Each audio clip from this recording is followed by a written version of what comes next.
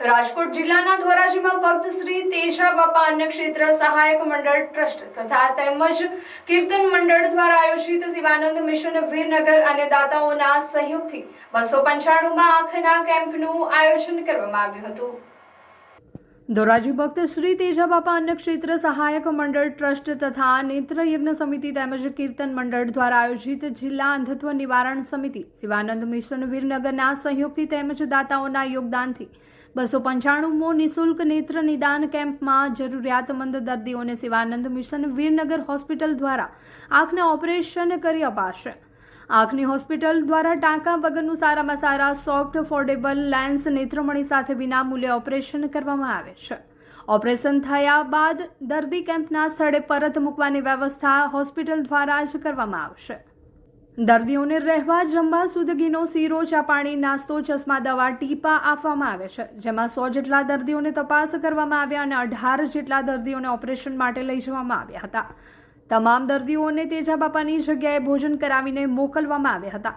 ત્યારે ધોરાજી ખાતે અનેકવિધ સેવાકીય પ્રવૃત્તિઓ કરતા તેજા બાપા સહાયક અન્ન ક્ષેત્ર ટ્રસ્ટ દ્વારા તેજા બાપાની જગ્યામાં દરેક પ્રસંગની ભવ્ય ઉજવણી કરવામાં આવે છે, જેમાં વિશાળ સંખ્યામાં ભાવિકો દર્શનનો લાભ લેવા આવે છે।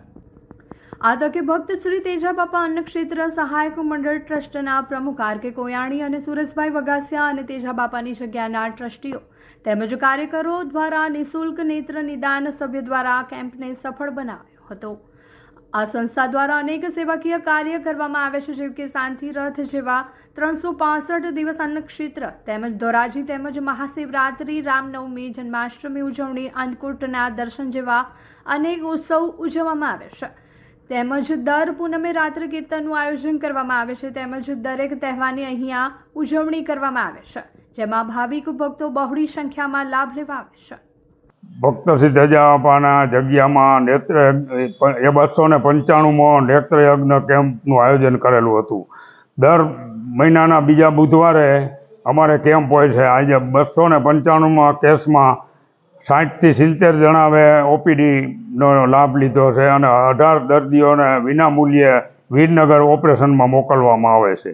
એના માટે અહીંથી વીરનગરથી બસ આવે છે, એ લોકોને અહીં જમાડી અને વીરનગર મોકલી છે, જ્યાં એનું વિનામૂલ્યે એક પણ પૈસાનો ખર્ચ વગર ઓપરેશન કરાવી આપે। ત્યાં જમવાની, હુવા બેહવાની બધી વ્યવસ્થા એના ભેગા ગયા હોય એને માટે પણ જમવાની તમામ વ્યવસ્થા છે અને શનિવારે પાછા એ લોકો અહીં મૂકી જાય છે। આવી અનેક પ્રવૃત્તિઓ તેજા બાપાની જગ્યામાં કરવામાં આવે છે, જેમાં 2 ટાઈમ અન્નક્ષેત્ર ચાલે છે, સબવાહિની છે અને આપણા હિન્દુના ધાર્મિક તમામ તહેવારો તેજા બાપાની જગ્યામાં ઉજવવામાં આવે છે।